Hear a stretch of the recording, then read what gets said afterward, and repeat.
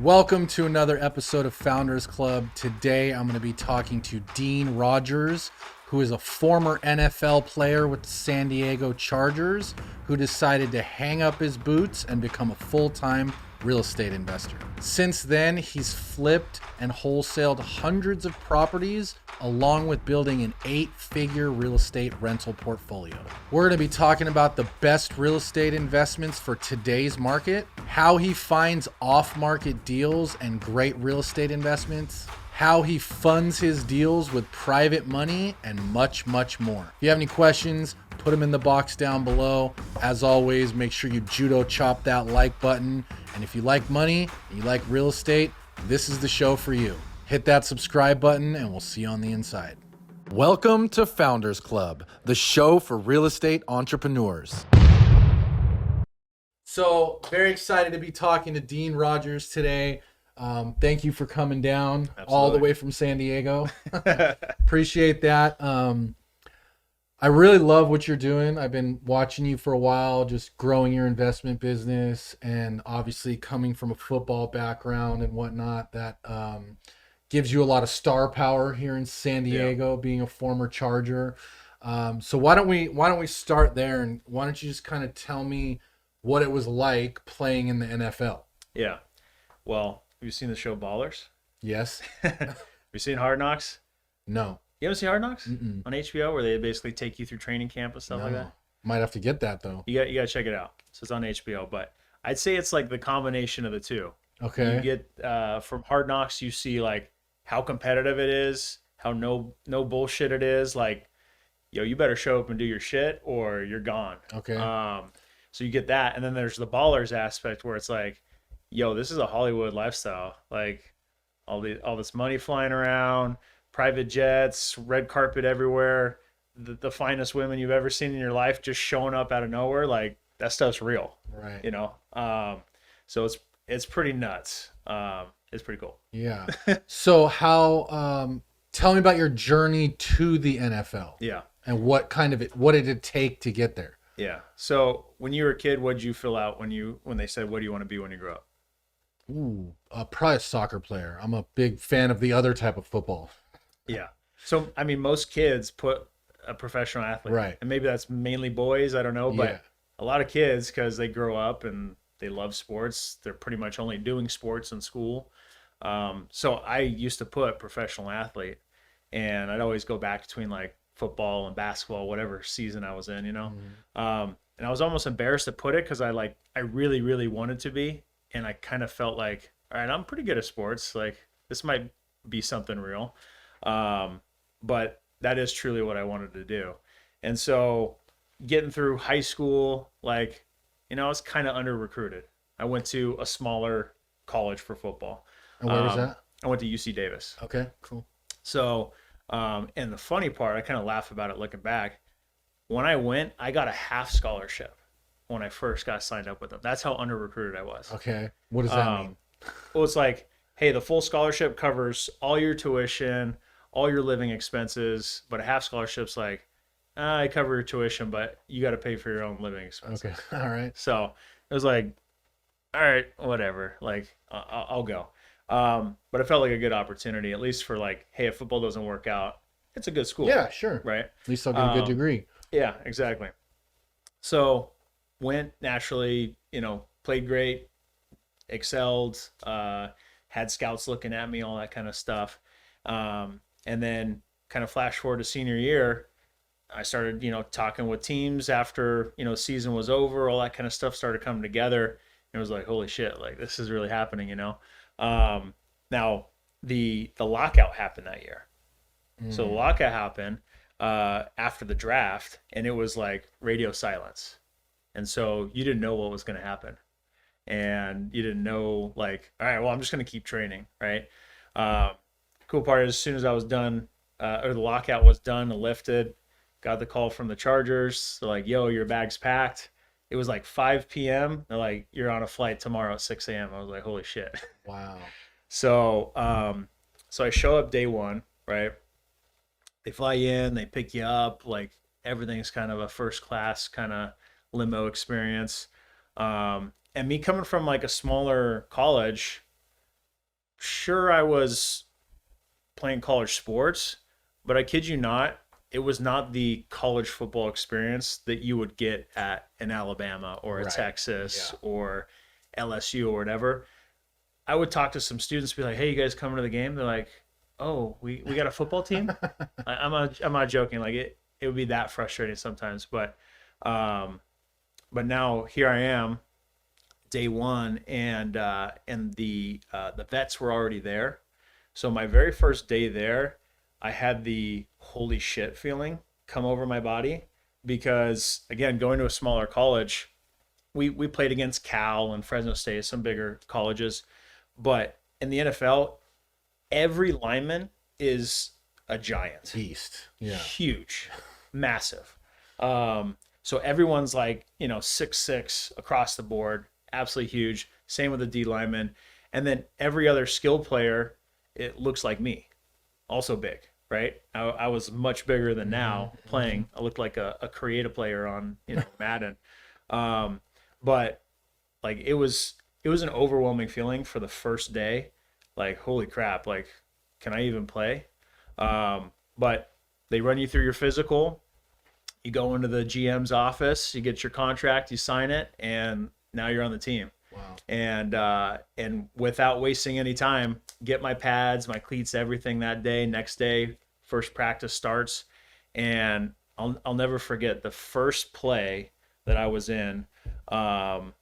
Naturally I was nervous, like how's this gonna go? But the first play I was in, we ran a counter, and I'll come back to how this all ties in everything. But I'm playing fullback, and we run a counter, and I come flying around, and Bob Sanders is the strong safety, Pro Bowler Bob Sanders. Yep. He's flying off the edge, and I light his ass up. And North Turner throws his clipboard. He's like, "There you go, Rogers!" Like he was fired up, and I was like, "Holy shit!" Like I even got chills right now thinking about it. It was like, "Damn, this is fucking cool," Fireworks. Fireworks. And but from that play going forward, like everything was at 100% speed, and I was just playing great, dude. Felt amazing. Yeah. So from like that moment going forward, and North Turner literally like stopping me in the hallway, just us two, like, "Hey Dean, you're gonna have a long career." Like that was like, holy shit, dude. Yeah. And he did that several times, Wow. which was like pretty overwhelming, pretty cool, but it felt amazing. And so how long, two questions. How hard did you get hazed when you first joined the team? And how do you get into that like upper echelon of the competition? Because I'd imagine from high school to college to NFL, like the pyramid gets much tighter, much faster of like how you need to be and how the situations you're in and handling all of that. Yeah. So the first question with like the hazing stuff, I'd say I was fortunate because I tried to like just keep it cool, right? Because Fly under the radar. yeah.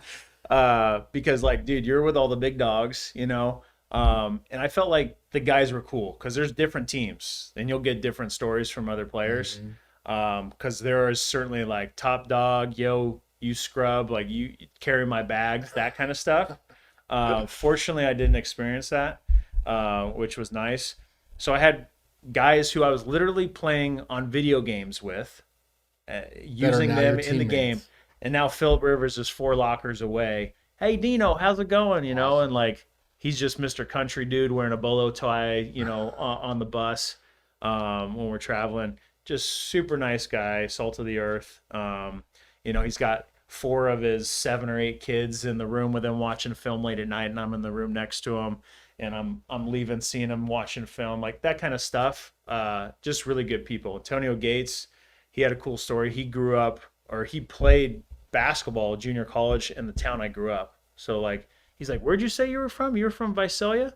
I'm like, "Yeah." He's like, "Oh, I got a cool story about that." So we're like talking about that kind of stuff. So it's just those kind of experiences that was just really surreal, to where it's like I was playing video games with you one day, and now we're buddies. Yeah. We're in the locker room together. We're in the locker room together. So there wasn't a lot of hazing. You'd get some guys who were just super big egos that would try to F with anybody and everybody. And most of that would come in the form of just trash talking. Like, if you want to talk about trash talking, this far surpasses the trash talking at like pickup basketball at 24 Hour Fitness. This is super like ego, masculine energy on crack. Right. I'm sure everyone's an alpha. Yeah. If you watch Hard Knocks, you'll get a little taste of like, hey, these people are dog eat dog, and like I would get people trying to get me into these conversations sometimes. Again, I was trying to fly under the radar. Like, I'm just keeping it cool, do my thing, stay in my lane. But like, and I'm drawing a blank on his name, and I probably shouldn't say it anyways, but one of the linebackers, I pancaked his ass in practice. And I can't remember who it was, but they came up trying to stir shit. It was Donald Driver at the time, not who I pancaked, but who was trying to stir shit. He's like, hey, so-and-so said you pancaked his ass and we were talking trash, saying so-and-so. And I was like, I didn't say any of that. I didn't say anything. So there was a lot of that kind of stuff going on. Yeah, I bet. Yeah. But getting to that level, like, I don't know. What's crazy about it is, and I still say to this day, there's so many other people that I trained with along the way to get there that were faster than me, that were stronger than me, that were better athletes. But at the end of the day, there's a difference between a football player and an athlete, you know, and what you put on film and what the right piece of the puzzle is that the team's looking for at that particular time is all different, right? So I feel fortunate enough to where, hey, I just was the right guy at the right time for them and that piece of the puzzle. So it worked out. And it worked out, yeah. That's amazing. So you had your playing career. As that starts to dwindle down, tell me about how you transitioned from that into real estate. Yeah, so my story on that was I went from playing running back in high school, always wanting the ball in my hands, tight end in college, successful there, to getting my position switched to fullback with the Chargers. So to make the short story of that, I realized, hey, I'm feeling great, playing great from the neck down. North Turner's telling me I'm going to have a long career, but I can see the light at the end of the tunnel, and it's being a vegetable at an early age, you know? Because you're just getting blasted. Because I'm now a battering ram. Right. And instead of, okay, granted, as a tight end, I catch passes and touchdowns, but I also block. And when I block, the guy I'm blocking is like as close to you and me. Right. Right. But now it's like I'm 10 plus yards away from the dude I'm going to go hit. And that collision is massive. And it's a guy just as fast as me, just as strong as me. And sometimes the hole I'm running through is this narrow between, you know, the big jolly green giants. And in order for me to get through there and be effective at that play, like, you're leading with your head, you know? And I'd go back after practices like ice in my head because I was hitting my head that much, whereas I never had that experience before. And so I had this aha, holy shit moment of, if I keep doing this for a living, like, I'm going to be a vegetable. So I had to hang up the cleats. I made that tough decision. After how many years? After one. Okay. It was enough to say, like, yeah, wow, you're gonna be dead. Right. And sure, I know I could have gone the route of like, okay, well, if I need to wait it out till I get my chance at tight end here, or go to another team or something, right, to where it's gonna work for me, just knowing like my brain health. I could have done that, but I just had this gut feeling that knew I needed to move on. So I did that. That's got to be a tough decision too. Yeah. It was insanely tough because unless you're like at the top 1% of the NFL, which is, you know, a fraction of the world playing the sport, to walk away and then just come back at another time is unlikely. Now, after I did it, I was still talking to other teams. Like, other teams were still interested. But I couldn't bring myself to do it. And one of my buddies would always tease me. He's like, all right, the Raiders call you, $5 million contract today. You signing? You taking it? I'm like, oh, God, it sounds nice. All right, the Browns call you, $10 million contract. You taking it today? I'm like, ugh. Yeah. I can't do it, dude. I can't do it. Like, I know I want to, but I just know it's not going to turn out good at the end of the day. You put your health first. Yeah, and then decided to make which is hard to say, dude. Yeah, it's so hard to say, bet. and to have the understanding of that. But I had this gut feeling. So I had to start from scratch, dude. Like, what skills did I have applicable in the real world? I never had like a real job up until that point. So my transition was actually that same buddy who would call me and tease me from college, who I played ball with. He's like, hey, I'm working at this company, this corporate company in San Francisco, and I think you'd be great here. And they're about to go public. You'll get some stocks. Like, I think it'd be a good thing for you. So he basically walks me in the door, shortcuts the long line of interviews and all that stuff, literally got me in right away. So it was blessed for that opportunity. But I went from, and the funny part was, like, it was so easy because I'm used to like physically putting in so much to be at such a high level, to where all I had to do is like sit at a desk and slap on the keyboard. Like, I'd be spinning in my chair like, damn, this is easy. Totally different. All I gotta do is sit here. But after a year of like busting my ass thinking I'm crushing it, I was in not a sales job where probably my effort would have been a lot more rewarded with bonuses. But after a year of grinding, it was like, wow, great effort. We'll give you a $2,000 increase in your salary. And I went from a 7-figure contract to a $65,000 salary in the Bay Area, where it's really expensive. Right. And I'm young, so it's not like I had experience or anything to say like, yeah, you deserve, 6 figures or whatever. But I'm thinking after this year of busting my ass, I'm getting a 6-figure payday, right? At least, right? But no. So I'm like, holy crap, this isn't going to work out. This is not going to get me back to my NFL lifestyle, freedom, living life on my terms, providing for my family and like everybody being comfortable like I dreamed of. So I just did the good old how to get started in real estate, because I knew I liked real estate. And I don't know if you know Sean Terry. Yeah. Sean Terry, Flip to Freedom podcast, the OG, found his podcast and just was like insanely obsessed. I was like, wow, this sounds like something I could put my effort into. So flash forward, I did my first deal in 3 months from the day I Googled it, actually co-wholesaling it with him, Sean Terry, which was kind of unique and cool. And then just did a handful of deals that year while still working the corporate job. And then just found my business partner at the time. We just decided we were going to do some flips together, started doing flips. And then over the years, made lots of mistakes. Actually, not a lot of mistakes, but a handful of mistakes that were big ones. Right. That were setback mistakes, ouch mistakes. And then just been growing and scaling of doing hundreds of flips, hundreds of wholesales. Light bulb moment went off of buying rentals was going to be my path to wealth. Because, dude, I was in that rat race of all my flips doing 20 at a time. Like, the money would come in and more money would go out. Like, I always felt broke. Business. Yes. Yeah. For my overhead, for my marketing, plus the new construction, because I was adding new projects on. So it always felt like I was cash poor. So I was like, all right, I need to buy rentals, start building that. So I've been building that too. Wow. So decided to hang up the cleats, got a job.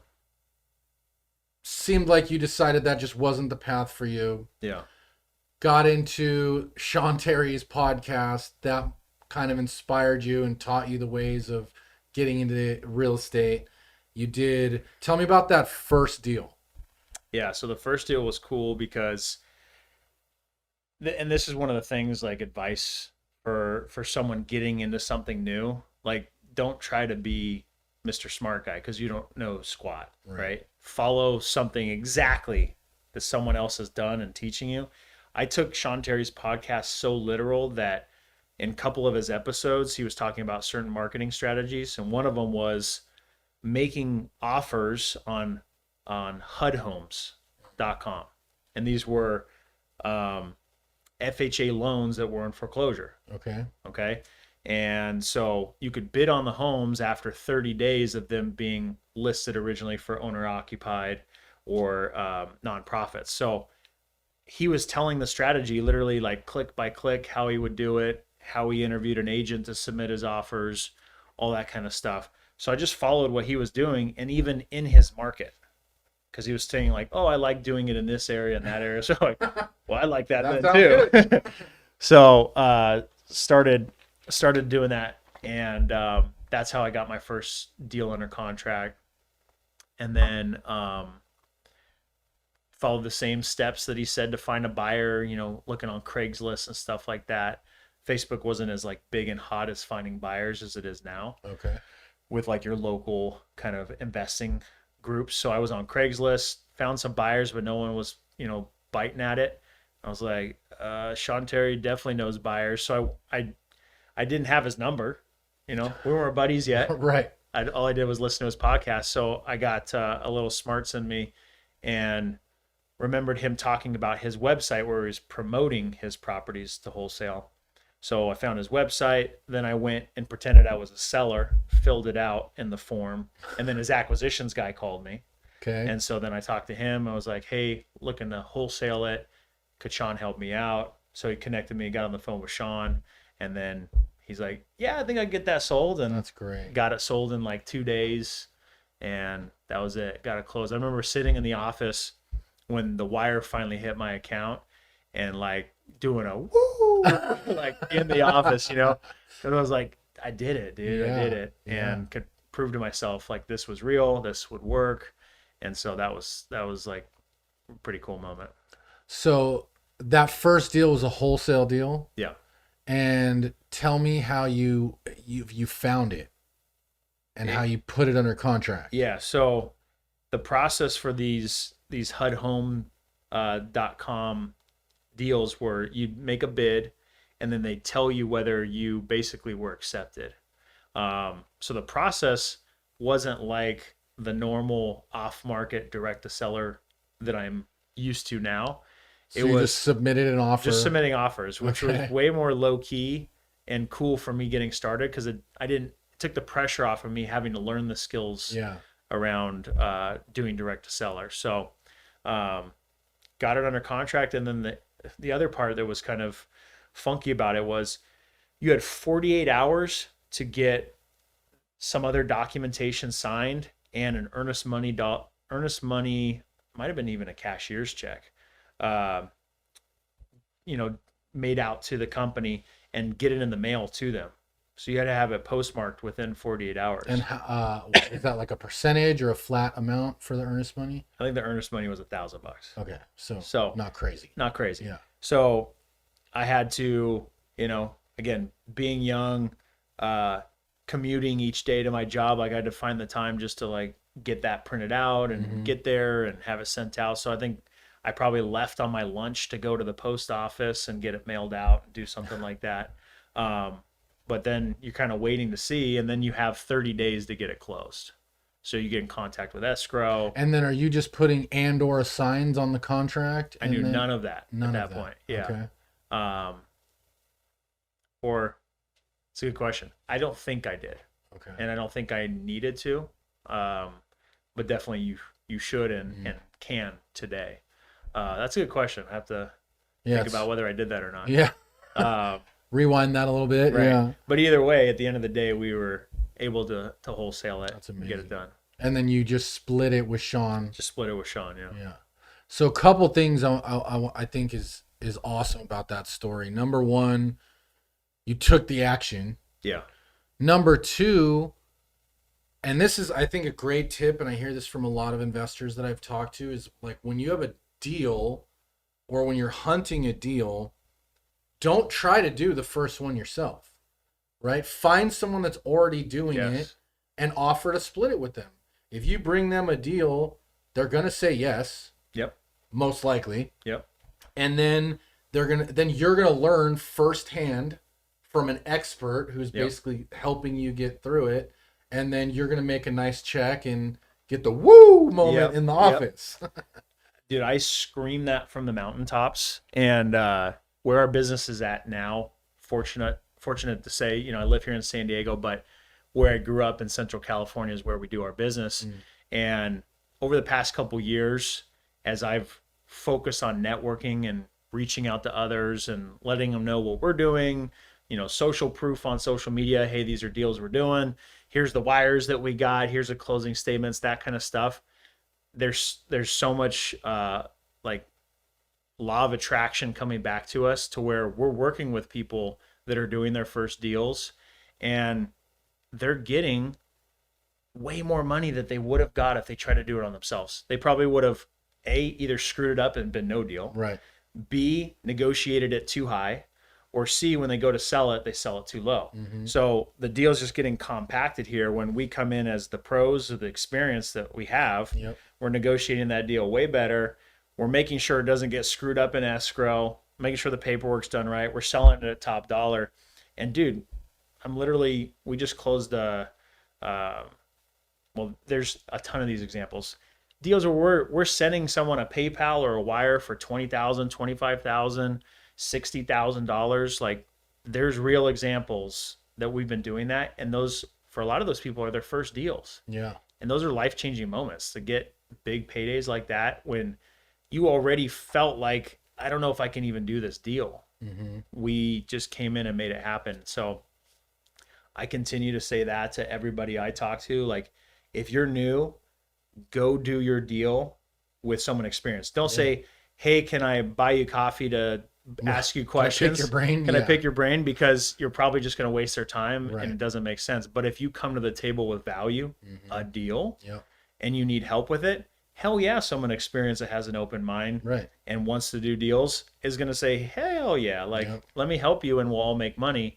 And that's value all around. Yep. And then someone who's experienced, search out people who are newer and be willing to help and add value to them, and take the phone calls to answer the easy questions, because if they see that value, guess who they're going to come to next? Yep. It's probably going to be you. Yeah. Yeah, it's great for both sides, and I think it's a really easy way to get started. Yeah. So let's fast forward a little bit. Now you've done, a few hundred deals. What are you focusing on now these days? Yeah. So for me, it's all about scaling the business as much as we can. We're doing 10 plus deals a month right now. I feel like without changing anything and not even going into another market, we can continue to get better at marketing, continue to get better at our processes, and getting our team even better to where we could be doing 15 to 20 deals a month. Again, without like doing something dramatically different. So I'm always challenging myself with that. I want to naturally build my rental portfolio more. Okay. It's at about $10 million right now. I want it to be a lot bigger. Just great. for personal goals, and so that's something I'm driven towards. I'm also passionate about real estate as a whole and working with others through the deals that we're doing, and that's kind of transitioned to friends pushing me off the ledge to do coaching. So I'm doing coaching too, Cool. which has been really fun and rewarding. So that's kind of all the things I'm focusing on now. That's awesome. And those deals that you're doing now, are those mainly wholesales or flips or kind of a mix of both? Yeah.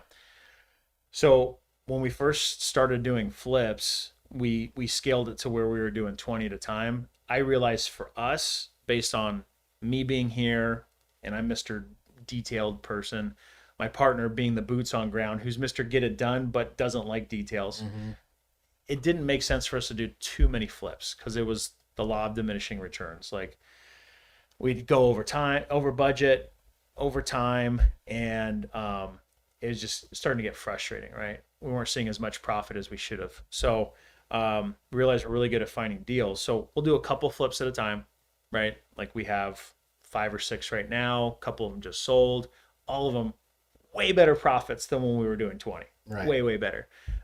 So that's been fun. And then we'll wholesale primarily, and then anything that makes sense as a rental for us and how we're looking at it, we'll take it down as a rental. Got it. So it sounds like you kind of have three options that you're choosing from, maybe cherry picking the best ones for your rentals Exactly. and Yeah. then doing a couple flips to keep it manageable and just wholesaling out the rest. Yeah. Awesome. And so, how are you guys finding deals right now? Yeah. So everything since pretty much day one after doing those online auctions with the Yep. HUDHomestore.com that Sean Terry had taught, I immediately transitioned into direct mail. Okay. So that was my main breadwinner for literally years. Mm-hmm. Wasn't doing anything else.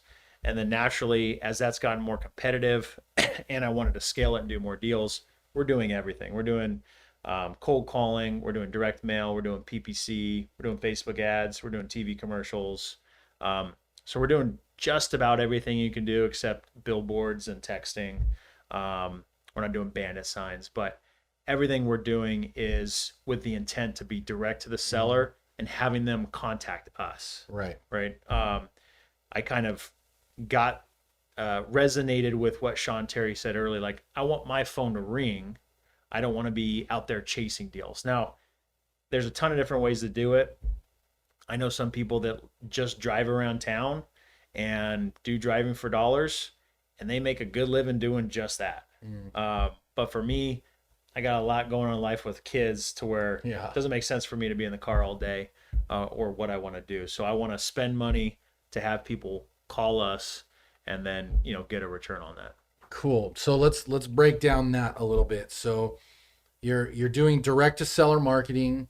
Who are you targeting? Are you just targeting distressed owners, Yeah. certain equity levels, or and then what's the message when you send it out? Yeah. So, good question. So, the different types of people we're targeting, we have lots of different lists. So, like from the county, you can get tax delinquent people that are, behind on their property taxes. You can get code violations. So, it could be a messy house or they built something, without permits, Mm-hmm. or neighbors are complaining about noise, like all sorts of different code violations. Um, and then we've got probates. People passed away, didn't have a will, and someone's got to take over this house. So kind of getting in contact with the person who's petitioned to help transfer that estate to their name. Okay. So all that kind of stuff we can get from the county. Mm-hmm. And then there's other lists that you can get through different list providers and build out kind of the typical profile, typical avatar for who's more than likely going to sell. That's going to be someone who's at or below the median price point for us. That's the price point we like to stay in. Okay. Those entry level houses. Someone who's owned the house for more than 20 years is ideal. Okay. Someone who's got equity, so 40 to 50% to 100, and then that kind of takes care of itself. Mm-hmm. That's going to be a wide net that says, all right, the typical person who's owned a house that long, who has equity, and is at this certain price point, they're likely going to be more willing to sell than someone who just bought the house, who lives in a really nice neighborhood, right? All these different type of things. So that in combination with some of those more distressed type of situations, we kind of marry those together Okay. and ultimately determine, all right, these are the people we want to target and who we market to. Okay. So you take the list of people that have equity owned for 20 years below the median price point, and you cross-reference that with tax delinquencies, probates, Different motivations. code violations, all that stuff. And then that gives you your final list. And then how many would you say, like on a monthly basis, are you sending out? And Yeah. what is that equaling in terms of like number of deals? Yeah. So I'd say the amount we send out is anywhere from 30 to 40,000 postcards. Wow. Okay. Yep. And that's going to pretty much be everybody that fits within that bucket. Mm-hmm. Right. And then with the other marketing channels, TV and PPC, Facebook marketing, those people are truly coming to us. They're searching us out, right? They're going into Google and typing, I need to sell my house, right? I just inherited this. And so they're searching for us. Now we naturally have an ad that's set up to where if they trigger that, we've paid money to be at the top of that list and search results so that they click on us ideally first, and hopefully the only one they click on. And so they'll fill out their information, and then we're naturally, And is that just like a we buy houses cash type landing page? yeah. So Okay. it's an optimized one pager landing page that has all the special messaging, and the form is set up to where we get their phone and their address first, right, to get that commitment. And then the next form is the longer, more like, well, what's the condition, who's living there, that kind of stuff. So Got it. we at least are getting that buy-in for their information first. Okay. So you're sending out a lot of mail pieces. Yeah. And what is that equaling in terms of like how often is the phone ringing, and Yeah. then how many deals are you taking down out of that? Used to be a lot. Used to be Okay. a lot. Like I used to be able to send out 10,000 and get, 40 phone calls and a couple deals. Now it's like I'm sending out 40,000 and getting a couple deals and, a bunch of phone calls. Okay. So we'll get deals every month from it. And there's no real telling like, oh, well, this is the hot list, right? Because kind of at scale, you're kind of getting it Kind from of got every to do it different all a little bit. kind of got to do it all a little bit. Now you could do just a couple deals a month and do just direct mail, or just do another marketing strategy, but we're kind of doing all the different fishing poles out in the water Right. to get the deals coming in. So let me, I'm going to ask also just to rewind a little bit. Like when you first started doing this, how much mail were you sending? Yeah. Boy, I mean, back to the beginning, I was sending just like a couple thousand postcards, Okay. and turned into a deal, right? That was my very first marketing Right. campaign. I think it was the second time I sent it out. I got a deal closed, which turned into, $10,000. And it was like, sweet, I got some more spending money. Yep. Turn Do it that into again. more. Yeah. Rinse and repeat. So slowly but surely, I kind of scaled it up to, I think, about 10,000 postcards, and was doing a couple deals a month. And then I think I remember flashing back to 2017, there was a moment that was like, we need to do more of this. Like the only thing holding us back from doing more deals is doing more marketing. Okay. So we like doubled and tripled down on direct mail and was doing 20, 30,000, and the deals followed, Nice. Very cool. Then we were doing, 5 to 8 deals a month. Just And are from you direct hitting these people one time, or are you hitting them Never. like 7 times? Yeah, yeah. The golden rule is you'd much rather send direct mail to a smaller list many times than a larger list fewer times. Right. Because will you get calls the very first time? Of course you will. But a lot of those initial calls are going to be take me off your list. Yeah. Most of them are. How'd you get my information? How'd you get my information? Kick rocks. You message me again. I'm showing up at your house and killing you. Like you get some crazy people. But the first initial mailer kind of weeds those people out. You'll get it over time, but it's really like the second, third, fourth, fifth. That's when the deals start to trickle in. So you want to mail them more often on a smaller list than the opposite. Awesome. And then, so at the point someone raises their hand, they've either filled out your form or they've somehow identified that they want to move forward. What's the next step? Yeah, so they fill out their information, right? Let's say they filled it out online. We're contacting them, getting on the phone, and then you're just going through the script. Like if you want to be effective, just like in your business as a realtor, I know you're an investor too, but you're probably heavy on scripts. Like there's certain things you need to talk about. Right. Regardless if they've got the personality where you guys can become friends or not, like there's just foundational information you have to get. You need to obviously get their contact information and the address, you know what the heck you're talking about. But the next thing we like to go through, we have like a 10-step process. So the next step is we want to set the right expectations for what the call is going to look like. Because if they don't understand and you're asking them questions, they might get frustrated. They might be, jumping straight to, well, what's your price? But if you clearly set like, hey, we're going to take 5 to 10 minutes to talk. This is the type of information I'm going to ask you. I'm looking for you to, make a yes or no decision. You're ready to sell, right? Like if we can get past that, Yep.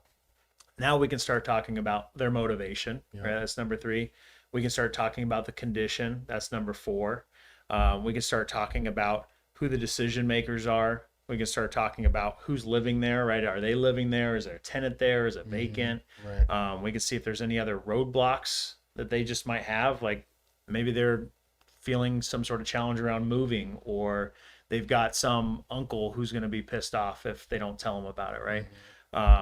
So getting through the decision makers, and then naturally we want to get to price at the end of that, and then we want to get to kind of the final expectations is, hey, I'm going to go run my numbers. I'm going to see what price, this property, works.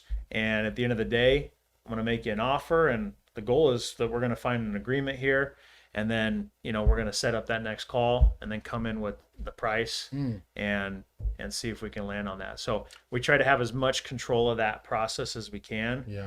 And if we can get all that information, chances are you're going to have a good understanding at the end of that call. Is this lead motivated? Are they really motivated to sell, or are they just interested in selling? Right. Like, big distinction. Big difference. Motivation or interested. If they're just interested in selling, well, you might still be able to do a deal. But if they're motivated, they need to sell, chances of you doing a deal are a lot higher. And then the other pieces of the puzzle, the information you're getting is your leverage for negotiation, and also understanding what are the other challenges you're going to have to navigate to get that deal across the finish line and actually close. Right. And what does that look like? Liens and stuff like that? Liens, right? Like, is there an auction date? We just had one this last, we got under contract on Thursday, and they were going to auction tomorrow, Wednesday. Wow. So we found out who the servicing company was that was servicing the foreclosure, sent them an email with a copy of the purchase contract and a proof of funds, and said, hey, we're buying this house, but there's solar on the property. It needs a transfer. It needs some more time. Can you extend it? And they responded within an hour, which I was pretty surprised, saying we've extended it a month. Cool. It's now in September 26th or whatever, right? And then you go to work on the solar lease. Now we got to work on the solar lease, get that transferred. They got to go through the normal title process of getting the payoffs.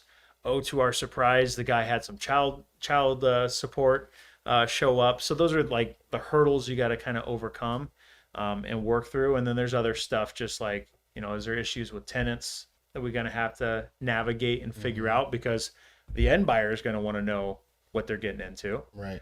The deal might be good enough to where they don't care, or the deal might be right on the edge of the fence where we got to be really clear on what the expectation is here. So maybe we need to go negotiate cash or keys.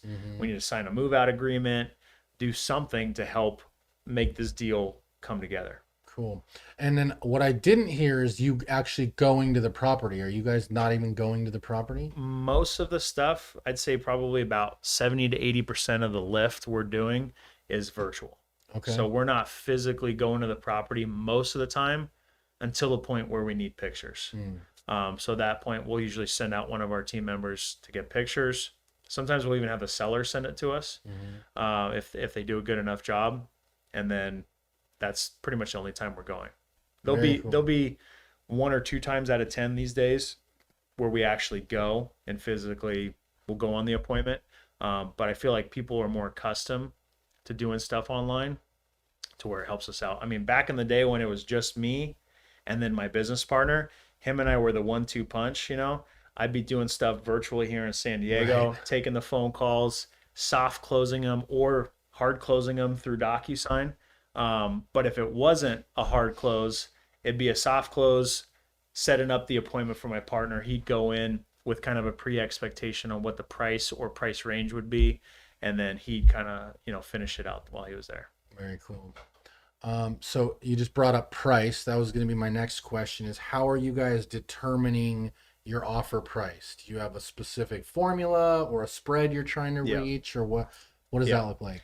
So for us, in our price point, in our area, the way it works is we're going to, of course, look at it and see if it makes sense as a rental first, right? And we can pretty much identify right away. Is it in the target price point? Is it in the neighborhood we kind of like? And is that going to make sense? So if we disqualify that right away, we're just using a simple deal analyzer that's as good as a napkin, but it's on on your computer to A where, very official Excel document. yes, to where you can see it, to where there's no mistake. You didn't miss a number. You didn't guess, right? And it starts with basically the ARV. What's this house going to be fixed up worth? And what other people are going to be evaluating this deal around. So we look at what's that after repair value, and then we calculate 10% towards selling costs and 10% towards investor profit. Okay. Okay. Which, if you do the math, it's basically 80% of ARV ARV minus 20%. Yeah. Okay. minus 20%. So ARV minus 20%, then minus the repairs. Okay. In my market, the average house is, let's just call it a $200,000 house. The average remodel, $40,000 remodel to do everything cosmetic. So let's say it's 40,000. That's going to get us to, basically what they would want to buy it at. So then we're building in our margin, which we say we at least want to make $20,000 on this property. Okay. Now, are we going to offer at the $20,000 mark? No. We want to build in $30,000, $40,000, $50,000, and we'll kind of lean on that based on what the overall distress is of the situation. If they're just wanting to get rid of it, maybe we'll lean in a little heavier. If there's a lot of extensive repairs, maybe we'll lean in a little bit heavier on it. So we'll play with that number, and that ultimately gets us to what price should we offer for us to make our profit and for the investor to be happy that we might be wholesaling it to. Right. And that basically is you leaving 10% on the meat on the bone for them. Yeah. And then in the wholesale situation, what are you taking out of that example deal you just kind of Yeah. So that example deal, we've baked in a bare minimum of $20,000, right? That we're looking to make on that deal. Now that might range. We might get a smoking deal to where we're making a whole lot more, right? And sometimes in some cases, we're making more than the investor's going to. And some people might bat an eye at that, might be upset. My thing that I always say is, hey, look, do you know how much money, effort, and time and years I've spent to be able to present this opportunity on a silver platter for you? Right. And by the way, I'm doing 10 plus of these a month. There's more. So if you're happy without knowing what I'm making, what you're going to make, and you want many more of those deals, I'm your guy, right? If at the end of the day, when I send you my assignment contract, which I like to disclose how much I'm making, and you're upset about it, well, that's a you problem, not me. Right. Yeah. Like I've spent the time, effort, money, and continue to, and the skill set to get a good deal like that. So I'm happy to keep bringing those to you. But if you have a problem with me making money, which is going to allow me to spend more money to bring you more of these opportunities, then your mindset's off a little bit. Yeah.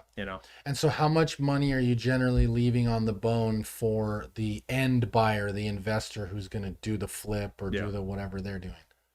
Again, it's usually around that 10%. For them? For them. Okay. Yeah. So if the ARV is a $250,000 ARV, there's $25,000 for them to make. Got it. Now, where it differs for a lot of investors is some of them might not be doing the remodel for $40,000. They can do it less expensive. They can do it for $30,000. Or maybe their selling costs, which we bake in, I'll use the word generously, we bake in 10% towards selling costs, because I know when I'm flipping houses, I've got my realtor fees, my closing costs, and I'm using someone else's money. I'm using private money to buy it. So chances are the average person is as well. But there's naturally some people who are paying cash, so they don't have that. And maybe they're even a realtor, so they're getting part of the commission too. So their selling costs are at 5 or 6%, all in, all things considered. And so there's even more meat on the bone for them. Yeah. So in that scenario, everybody's making money, everybody's wins, making money, everybody's happy. Yeah. And the seller gets to get out quick and easy. Yeah. Exactly. That's great. So you just mentioned private money, and you bake the costs of that in there, but why don't you break down how you're funding these deals? Yeah. And we can go from there. Well, I love private money because it's so damn cool when you think about it. And I feel like most of innovation and progress and all that kind of stuff comes from the whole concept of private money. And sure, it's been more institutionalized, and there's other options that you can find, but like you can literally find a deal and not have the money to buy it for one reason or another, and go to someone else that has the money who's looking to be passive and get a return on their money that's secured against a very good asset, that's real physical, tangible asset, just like the banks do. And now you have the money to buy the property. And you can be pretty darn loose on how you structure that as well. That was going to be my next question, is how are you putting that together for the most part? Yeah. So for the most part, for years, how we've structured it is just people that we've met through our network that have money on the sidelines that they're looking to invest and get a passive return. I'll just make a phone call. And a lot of times it's one or two phone calls, mostly the first. And I almost have to say nothing about the deal because they just trust us. Hey, I'm looking to borrow $200,000. I got this property under contract for 170. We'll probably sell it for around 300. We got it in escrow, and if you're ready to go, let's do it. All right, sounds good. Just tell me when to send it. Yeah. That's And how. then what are you offering to them for that in that scenario? Yeah. So you can structure it a couple different ways, but the most common way that we structure it is anywhere from an 8 to 10% return. Okay. So that's an annualized return. So just to use some rough numbers, if you were getting an 8% return on $100,000, if it was utilized for a whole 12 months, they're making $8,000, right? If we sold it in 6 months, they'd be making $4,000. Okay. So that's how the annualized return works, and how most banks do it, and all that kind of stuff too. Mm-hmm. So we'll structure it where that's the return they're getting, right? They get the same sort of documentation that a bank would get with a deed of trust, which is the security instrument that's secured against the property, and so they're the lien holder. They're the lien holder, yeah. And then the promissory note basically just details out what are those terms. Okay. So typically we're doing a 12-month term. Okay. We're promissory note. We're promising to pay them back within 12 months or sooner.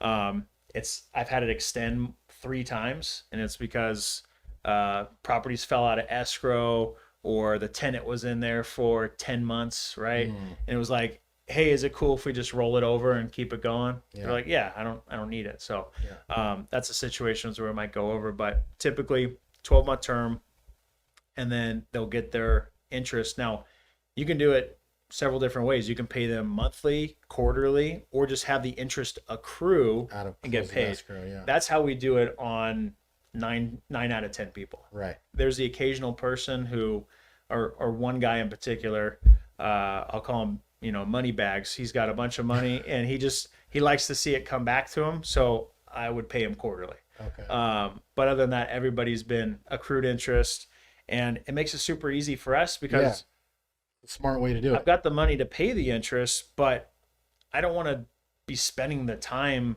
chasing down. It's not like I have to chase them. They're sitting at home waiting for the check, but making sure my office manager sent a check for $1,000, $1,500, $2,000, whatever it is, every month at the right time to make sure it gets there, so they're not upset it showed up a day or two late. Like, just makes it a lot easier. Yeah. So it's secured against the property. We've got access to the money. We buy the property, and then we do what we do to it. We either fix it up, or we'll refinance it, right? So we either sell it or we'll refinance it if we're keeping it as a rental. And it's just super cool. Interesting. So you're even doing that for the rentals that you're doing the good old Burr method. Yeah. So I'll buy it, and then we'll rehab it. We'll get it rented out. We'll refinance it, and we'll use that person's money for that. So I like to call those free deals. I have so many free deals where I've literally bought a rental, has baked in equity that is getting me a cash flow, to where I bought it with someone else's money, went through the process of remodeling it, and when I refinance it, I have literally no money in it, and sometimes even get cash out. Yeah. And those are just like incredible deals. Amazing deals. Yeah. And then on just to touch on that, the Burr method there on the refinance, are you able to do that in under a year? Or are those generally need to be extended. Yeah, so most of those, when we're doing the refinances, we're not going through a bank, we're going through secondary market loans. Got it. So those are the non-QM loans or whatever they call them. So they're basically just evaluating the deal, and they'll fund usually up to 75% of the appraised value. Got it. So if you're buying Which it, at that point is much higher because you've already done all the work and all already that. done all the work. So if you're buying it right, Mm-hmm. and it's the numbers pencil out, you basically have bought yourself a free deal. Because when you do the refinance, 75% is pretty much where you're all in, or you might even be in less than 75%. Right. If you're in at 65, you get a check for that 10%. Exactly. Yeah. So it works out really good. And a lot of those companies usually have anywhere from 3 to 6 months seasoning, which means you have to physically own and be the title holder for that period of time 6 months. until they can let you refinance and get money from them. So most of the ones right now are at the 3-month time. And so from the day you buy it, you can pretty much start the application process and then get it all remodeled, get it rented. And then by the time you're kind of done with that, you can kind of finalize that refinance, and there you go. That's amazing. Yeah, it's pretty cool. Yeah, it sounds like you've got a well-oiled machine there. You had me at free deals. Mm-hmm. I can see your wheels churning over. Yeah, Like, damn, yeah. how do I get some free deals? For sure. What about finding homeowner data? What's your best source for that? Because I'm sure, a lot of agents are listening to this and they come across just either dilapidated homes or vacant stuff like that. What is a good way to go out and find information so you could start your outreach? Yeah, so I'd say there's probably 4 creme de la creme, like best companies to go through if you're looking to build out some of these lists. Okay. And kind of hone in kind of that avatar like I was talking about. So the first one, which is the biggest OG that Sean Terry, got me plugged in day one, is ListSource, listsource.com. Okay. You can go in there and just start building out like, okay, I want to look for homeowners that are in this city. And as you start adding in this criteria, you can see the ticker on the top left starting to like spin. How many there are? Yeah, how many there are. So, it'll start out with like hundreds of thousands, and then it will start to trickle down to what your addressable amount of people are. Mm-hmm. So list source is good.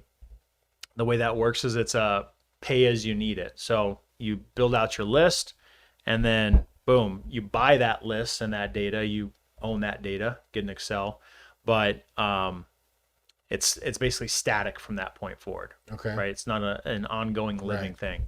Whereas if you get a prop stream, or you get a property radar, or you get like batch leads, those are all different ones where you can get a subscription and you can build those lists out, and then you can export them basically as often as you want. Okay. And it keeps updating. Right? So as people sell their properties and transfer title, as people's maybe they refinance and their equity is now gone, right? They've upped their amount of equity they have in on the deal. So that will change your number.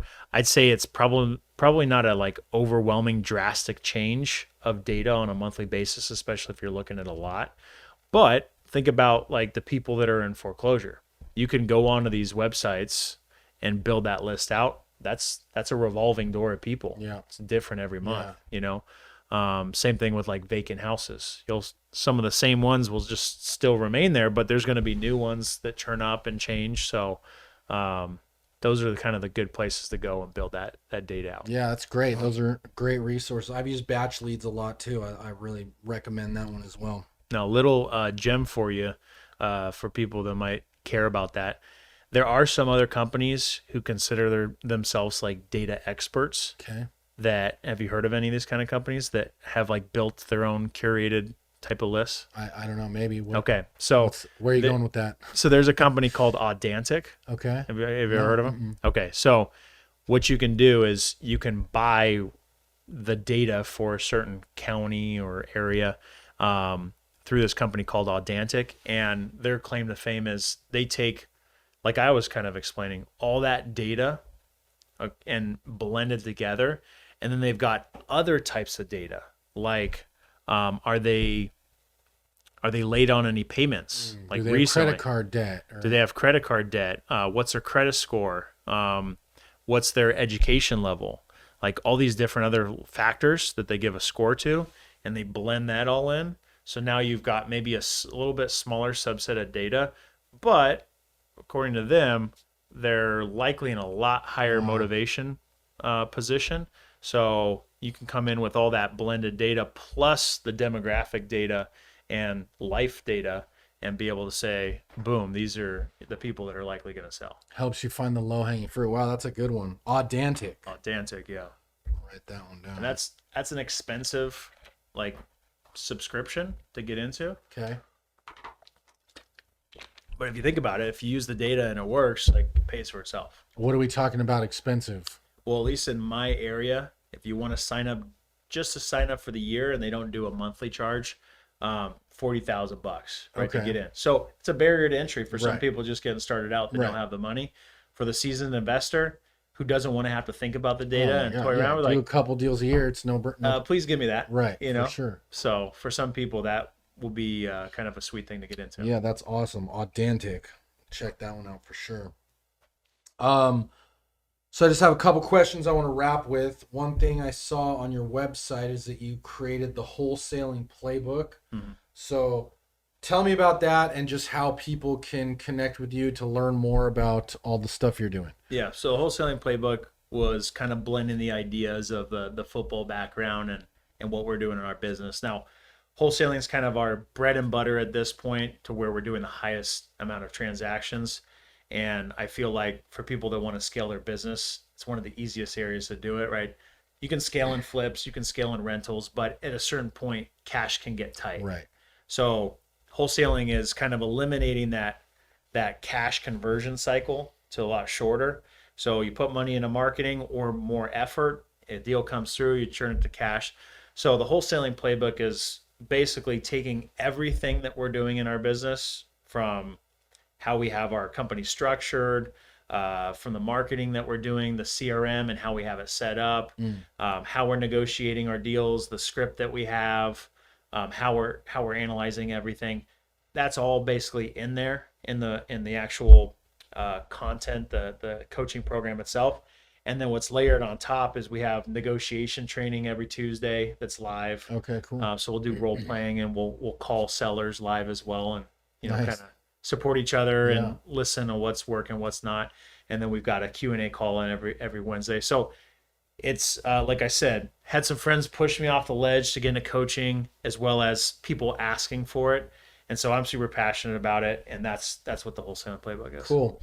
And if someone finds a deal, can they bring it to you and split it with you? Absolutely. So I've got a fun kind of branding that I've done around doing JV deals. Okay. Call it Friends with Benefits.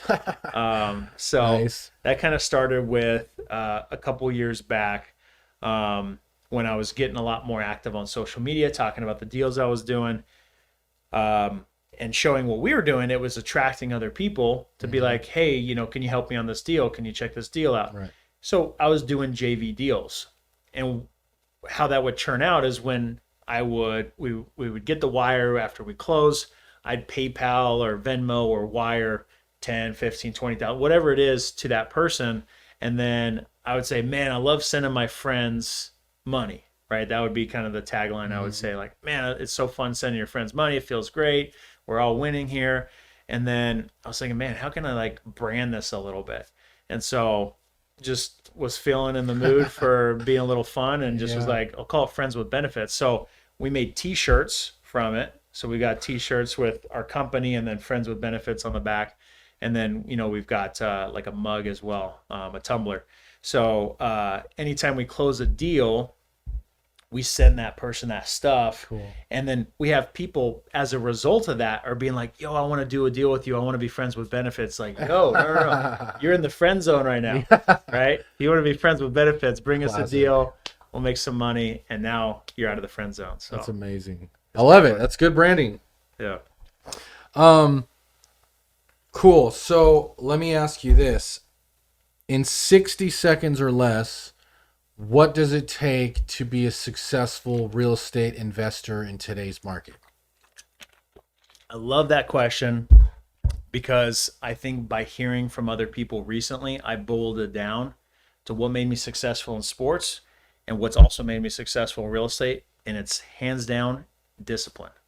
Discipline, because in sports, it wasn't that I was the best athlete. It wasn't that I was the fastest. It's that I was disciplined enough to put in the work every single day and show up consistently. And whether I felt like it or not, whether my leg hurt like shit, whether my back was sore, or I had an injury, I showed up and I put in the work. I was disciplined. And the same thing is what I've applied to real estate. I'll go to bed late, I'll wake up late sometimes, or I'll wake up early.